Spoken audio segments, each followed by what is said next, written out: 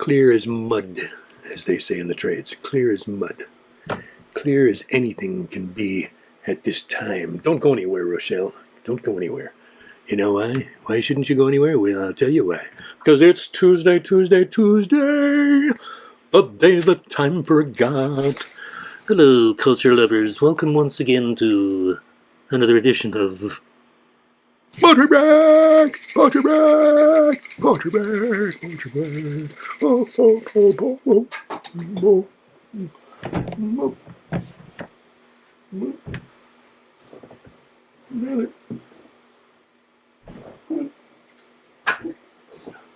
Almost ran over with my caster.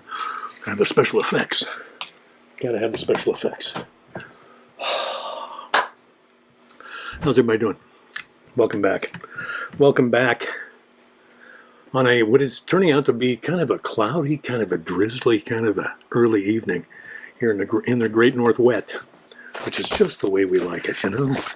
We've got a mailbag that's just chock full of goodies, and we're going to start out in the mailbag. Then we're going to go to the Oldmanhood situation, check in briefly there, see if anything worthwhile has popped up in the last week, and then we'll get back the mailbag, and then hopefully we might actually crack open a book of poems before the night is over. I don't know. It's about efficiency. It's about time efficiency. It's about the host not yammering on about what he's going to do and getting down to actually doing it.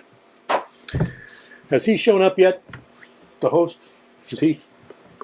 Hi. So we're kicking off tonight with what I thought was a good opening for any of the poetry breaks, sent to us from our good friend and cat wrangler, one of the chief cat wranglers at the Lame Cat Ranch out there on Vashon Island, Holly Tuttle. Holly Tuttle sent this in earlier this week. Actually, it was on Friday. And here's what she said. I hear this in my head in the voice of Pete Seeger, because he recited it on one of his records, which were a very big part of my childhood. My immediate response is, I had that record. And I too hear Pete Seeger reading this clip, this snippet, this little sample, this little smidge, few fairy flecks of Walt Whitman, actually from, part 32 of Song of Myself. Yes. Not normally one for brevity. This was lifted probably out of context. No, I'm just kidding. But thanks, Holly, for sending this in. So everybody imagine Pete Seeger. I don't imitate Pete Seeger. I wouldn't try. Here's what Walt has to say. I think I could turn and live with animals. They are so placid and self-contained. I stand and look at them long and long. They do not sweat and whine about their condition. They do not lie awake in the dark and weep for their sins. They do not make me sick discussing their duty to God. Not one is dissatisfied. Not one is demented with the mania of owning things. Not one kneels to another, nor to his kind that lived thousands of years ago. Not one is respectable or unhappy over the whole earth. Now that's from Song of Myself. And the verse 32 goes on for another half page at least, as I read it. But that's the meat of it right there. And thanks to Holly Tuttle for sending that in. Now, like I said, we'll jump right back into the mailbag once we dispense with this Oldmanhood stuff. Yeah, I think we've got. I think I actually wrote 6 pages this week, but I'm going to spare you and only read 5 of them. And believe me, they are brief. I will try to be as brief as I can, but let me only read 4, in fact. Let's see how it goes, okay? Okay, wait a minute. Let me make sure I've got things in the right order here. Yeah. I always try to read these in chronological order because that's kind of the modality of the Oldmanhood. Now, this is a journal in poetry. I'm thinking of it more as a poet's journal, more than a journal in poetry, because that still claims it as actual poetry. While it may dip in and out, I'm not certain that it stays in that lane with any kind of consistency. Here we go. Pain may cause one to cancel plans, but it doesn't cancel the morning walk. The walk might be the best you feel all day, It might cure that little voice that has you falling continuously into the earth, holding a smoldering torch and a bloody pen, a scene typed out in advance, adapted from nightmare. A walk puts you on the righteous road that declares, I am here for the whole show. Don't cut corners because I'm old, man. Don't soften the focus to hide my wrinkles and spots. I want to own this ground someday so I can set it free. You can quote me on that. Pain can swallow your head, but not your heart. Pain can make you so dizzy you don't go visit the medicinal garden in full bloom at the top of the lake. Electricity is shooting up your spine to the neck, and you're waiting for the next jolt. You don't want to be the deadbeat on the land, just the happy morning walker, in solitude, in control of the pace and the pictures. Is it everything we need to know about the world? Probably not, but you're past that part of life. Is it all that you need to vitalize what remains? The reckless and weird come home singing. What else do you need to know? Yes, it's all about being weird, you know. I'm writing these on this. I mentioned that I'm writing this on this old style. I think we used to call it onion skin or something like that. The window is shouting with sunlight behind the slats I've closed as tight as I can. The heat steals in. Only 64 degrees, but there it is, shining at the top of its lungs. Soon will come the smell of barbecued meats, and the slight redemption that comes when everyone acknowledges that summer is really here, and we must all behave accordingly. For me, it is a shrunken world dangled before my eyes like a taunt. I need a summer ritual written for the absentee.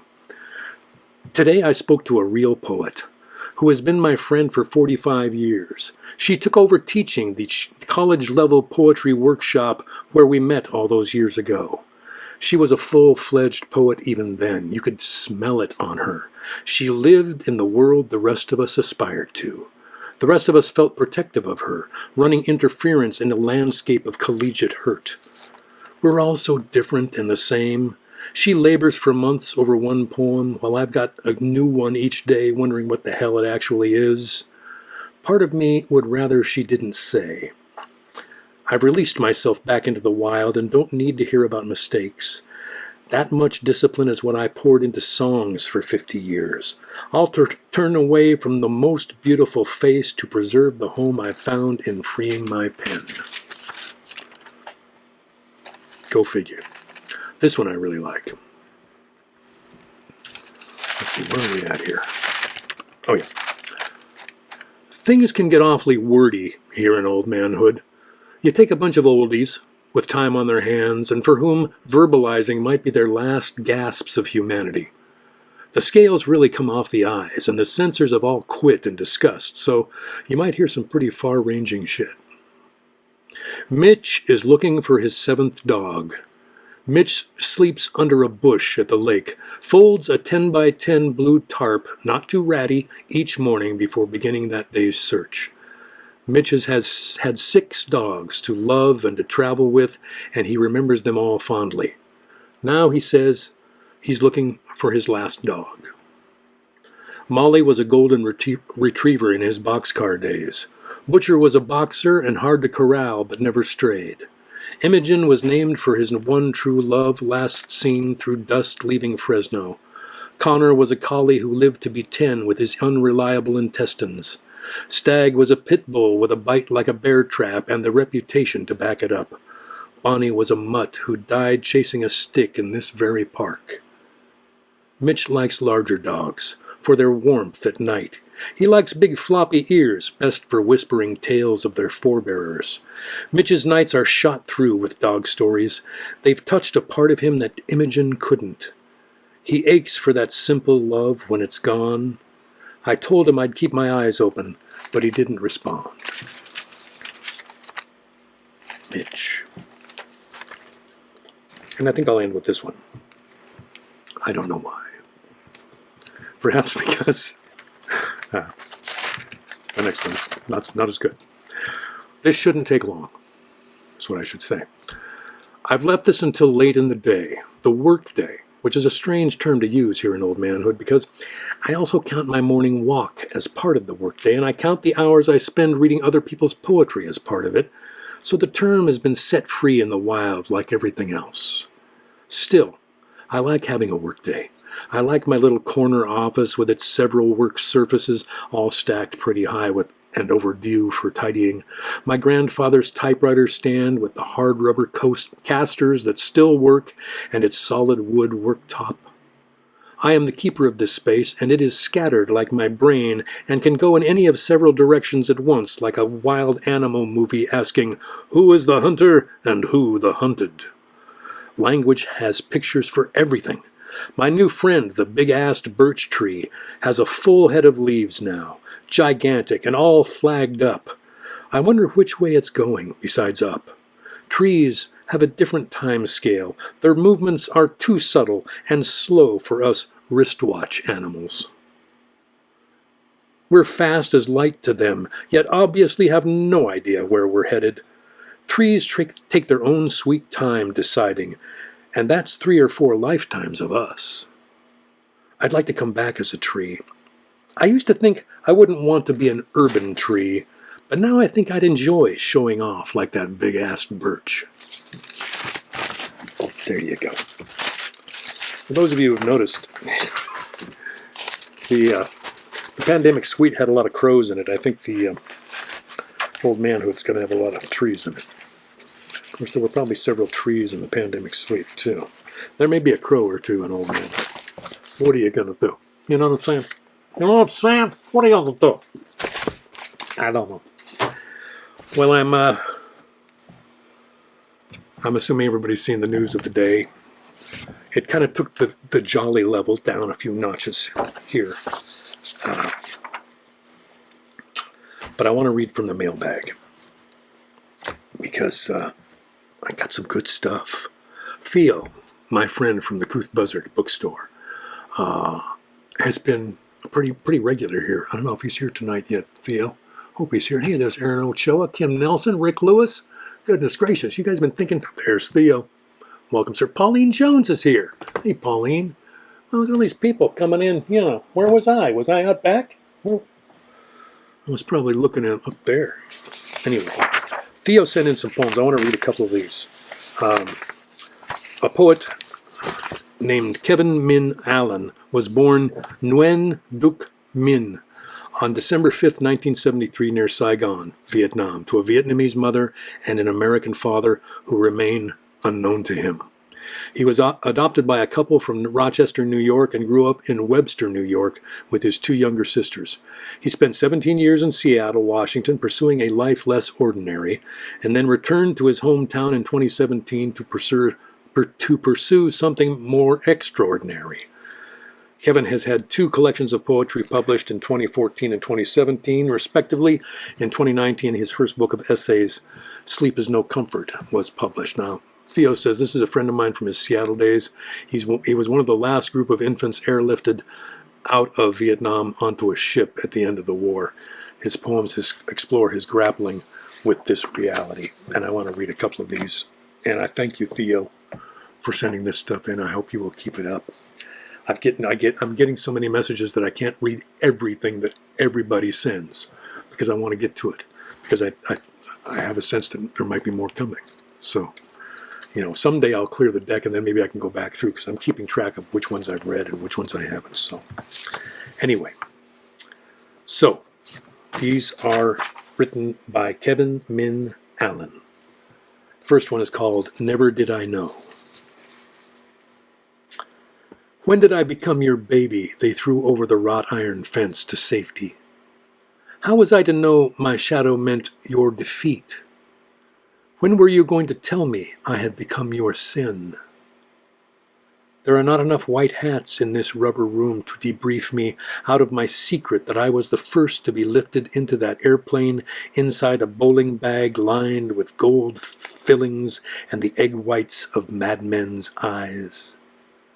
Which one of you filled my baby bottle with suppering lullabies and sewed letters of recommendation into my hospital quilt to float past customs and immigration unbeknownst to the peerless eyes of translators and handlers? I eventually grew into the name they gave me. I ate all the vitamins they handed out and grew 2 spines. One for me and one for the Institute of Advanced Alienated Species, where my specimen could be replicated without my express consent. Will my life always be called into question? Will I always be called in to testify on whomever's behalf? Am I only here to confront the incorrigible? Or to encounter the wavering wise? My baby book tells me that no one on that plane dared touch me for fear of caving in my skin, like a bomb crater slowly ripening in a dense forest where tigers once swam across the river to sneak up on elephants whose insatiable thirst was legendary.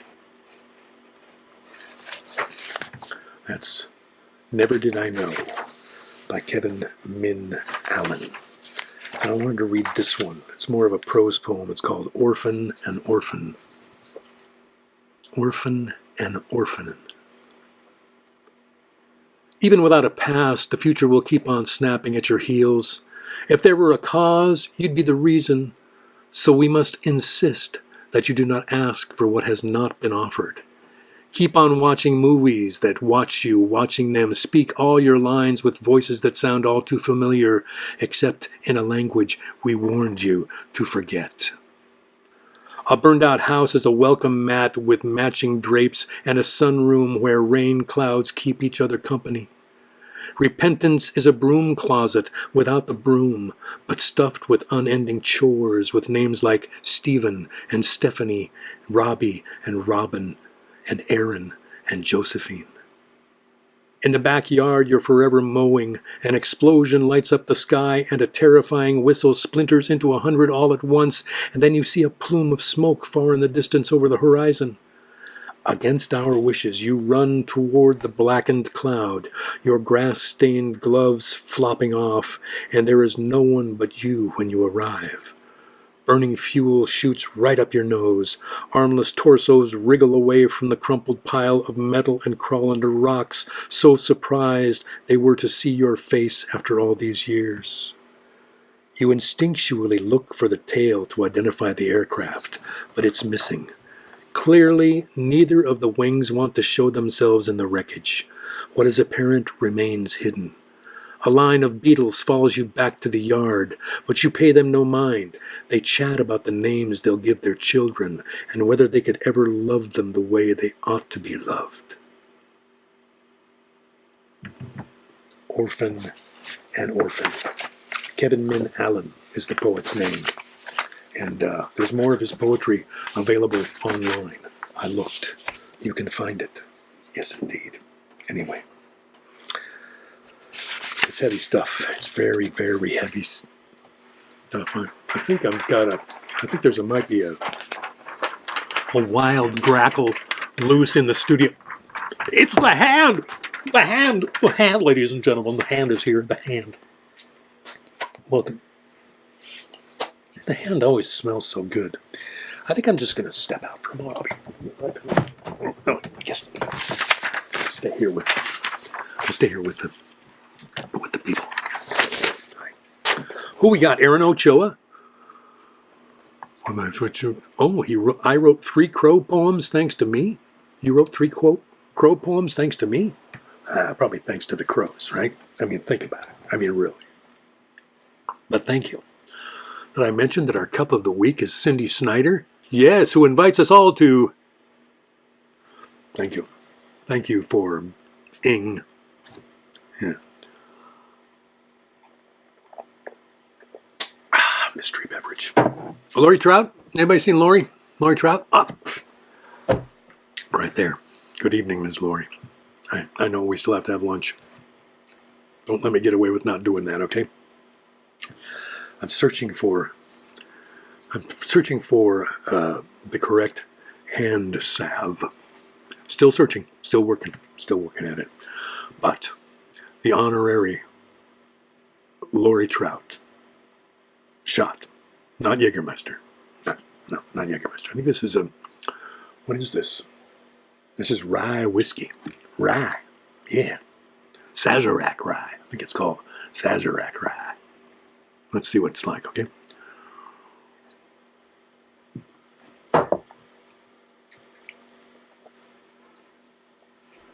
Made my nose itch.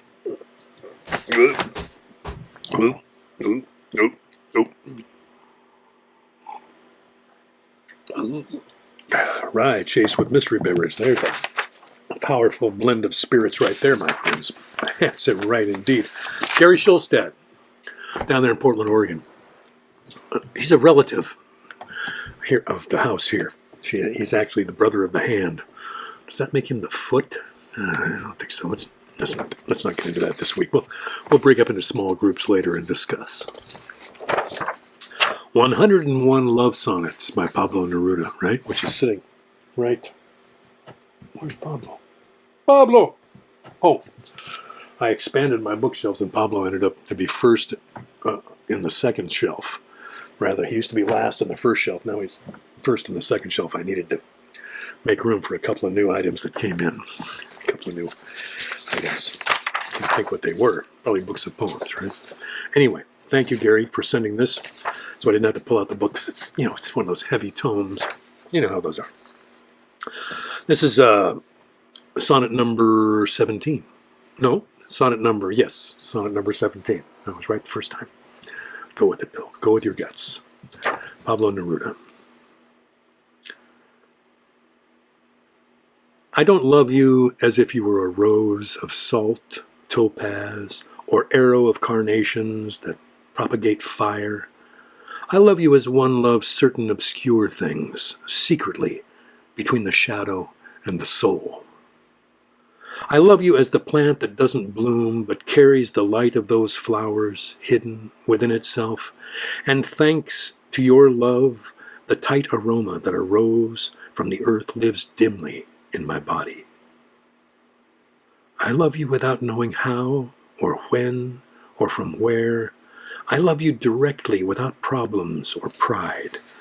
I love you like this because I don't know any other way to love, except in this form, in which I am not, nor are you, so close that your hand upon my chest is mine, so close that your eyes close in my dreams.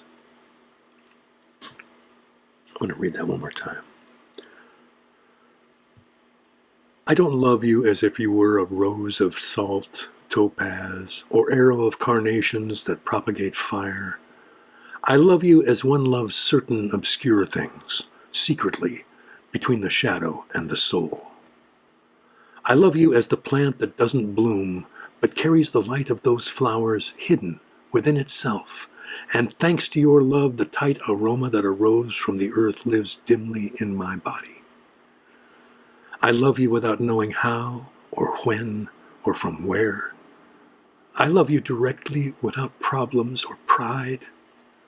I love you like this because I don't know any other way to love, except in this form in which I am not, nor are you, so close that your hand upon my chest is mine, so close that your eyes close in my dreams.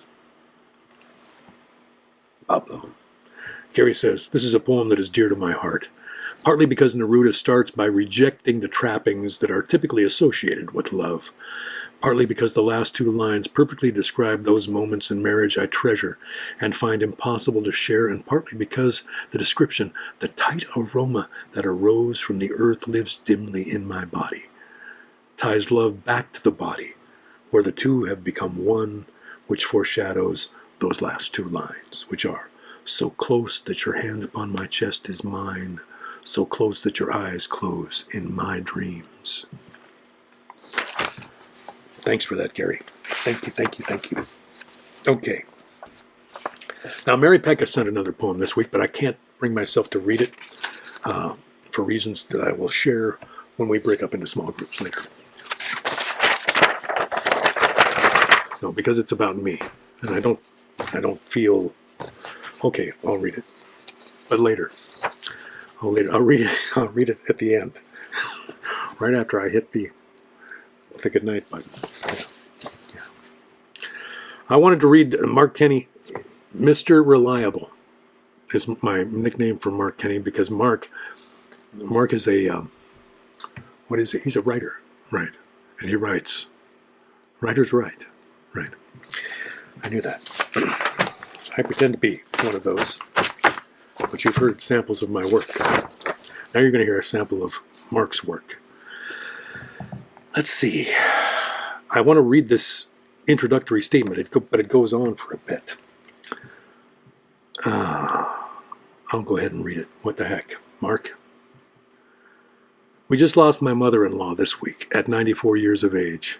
Janet and I divorced in 2006 after the kids had graduated from high school, but she and I and her family members, mostly in the Midwest, have kept in touch over the years and in some ways are closer now than we were when married. It brought to mind a couple of poems I wrote for those difficult family transitions. My parents died relatively young at 73 and 78, and I was not at their side when they died, something that still affects me today, though I did spend time with them in their last months. My grown siblings all participated in the memorials, and we all spoke, read special readings, and played the songs for the Mass. My father, how can I say it, was not ready to die, and his passing put me in a year-long tailspin from which I needed professional help to emerge. I had just turned 40. My mother, saddened, I think, by her lifetime love and best friend's difficulty accepting death, his feelings of aloneness and fear were palpable, and during that last difficult year, all his memories of World War II came flooding through, memories he'd been pretty successfully holding in for so many years.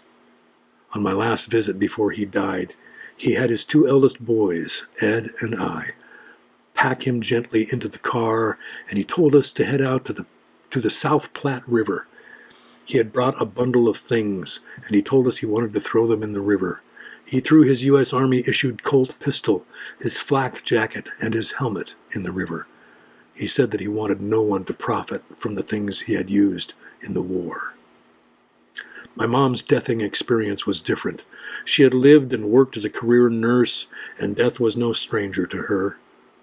Her death, on the other hand, was peaceful.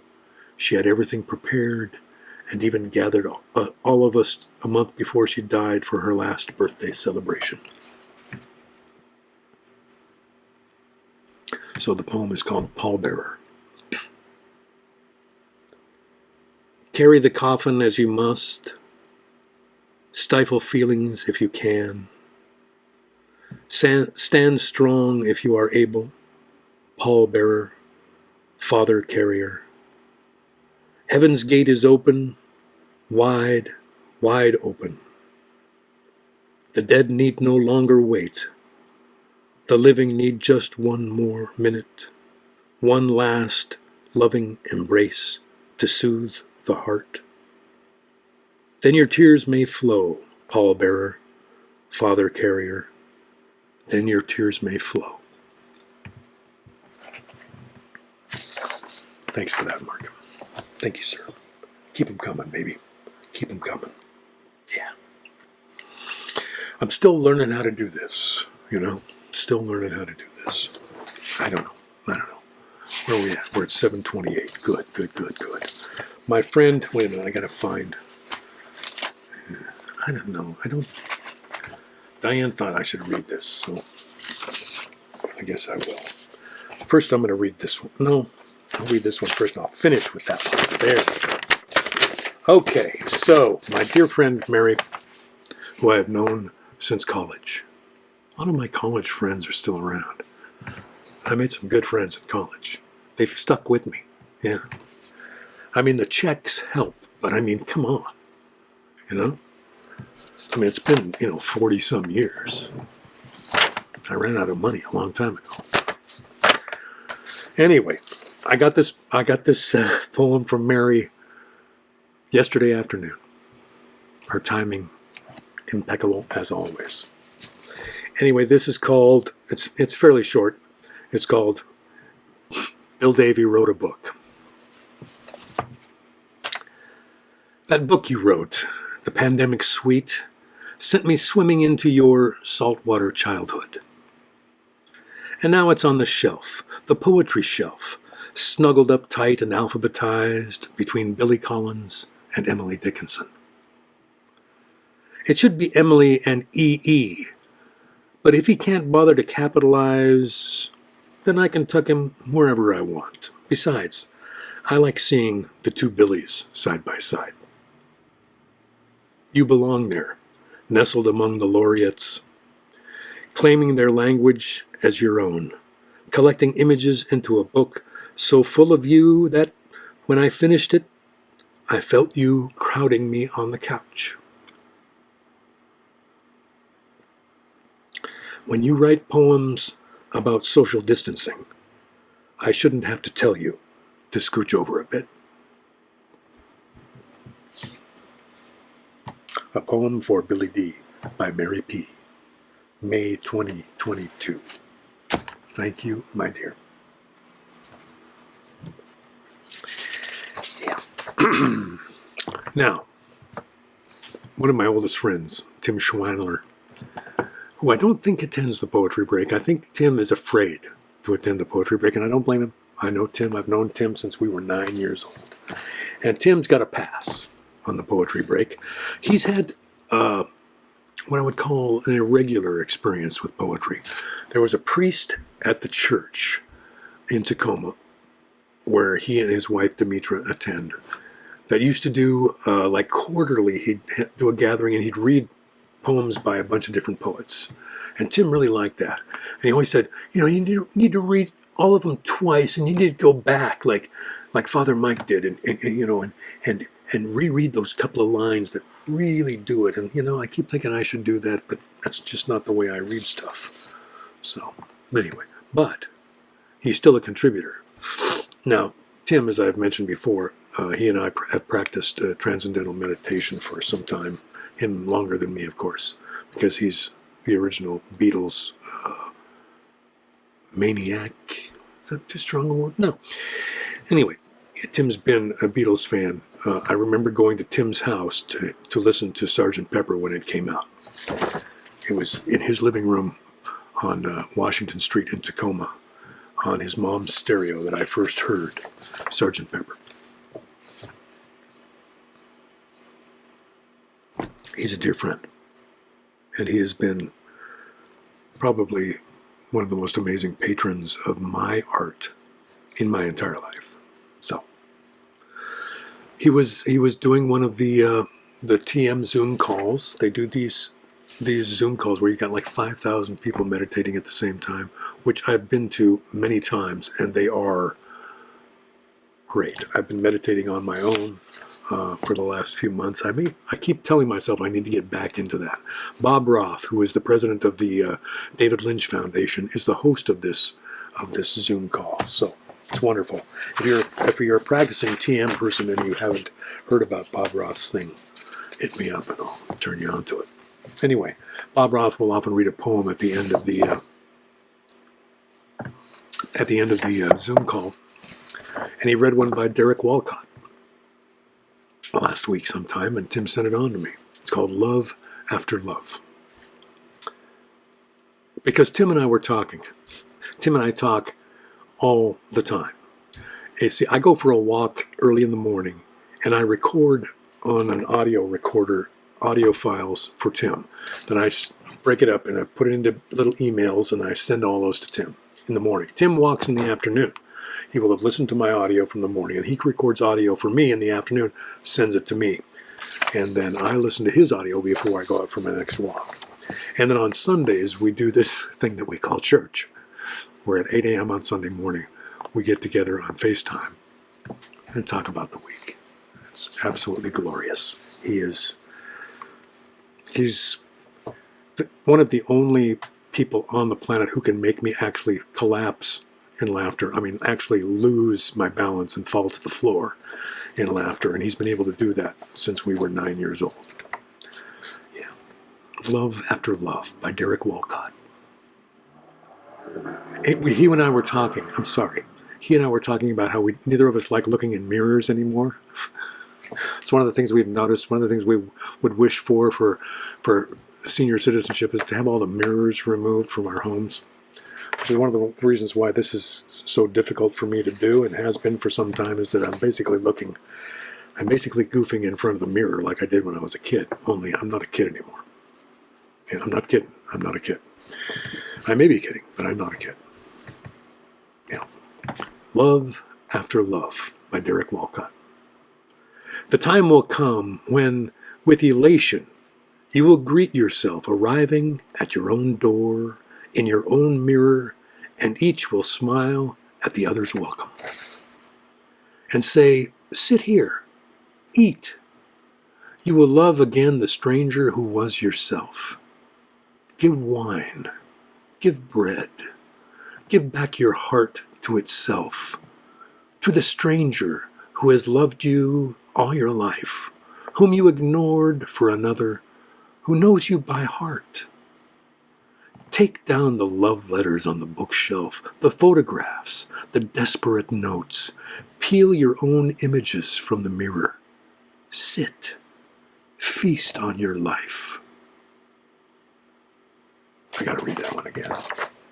It was so perfect. It was like he and I had been talking about this mirrors thing, and like the next morning, Bob Roth read this Derek Walcott poem, and Tim was just like, come on.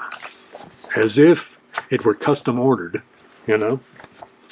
Anyway, so he was called into the deli down on the corner saying, hey, Freely, send me up a mirror on rye. Will you? Extra mayo. Love After Love by Derek Walcott. The time will come when, with elation, you will greet yourself arriving at your own door, in your own mirror, and each will smile at the other's welcome and say, sit here, eat. You will love again the stranger who was yourself.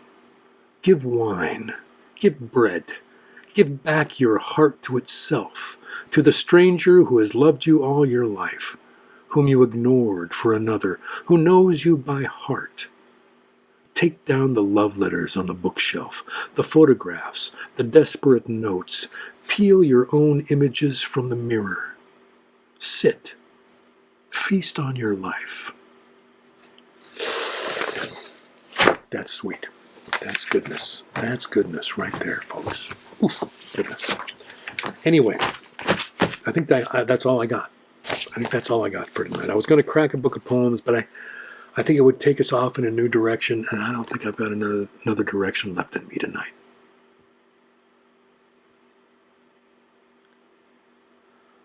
It feels like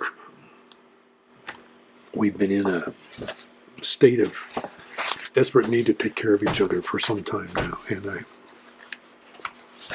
I hope that we can continue to do that in whatever way, whatever way works. And hopefully this way works a little, or helps a little. It's hard to know how to keep picking up the same pieces over and over again. But the sun does come up every morning. Some truths are just true. Some are harder to swallow than others.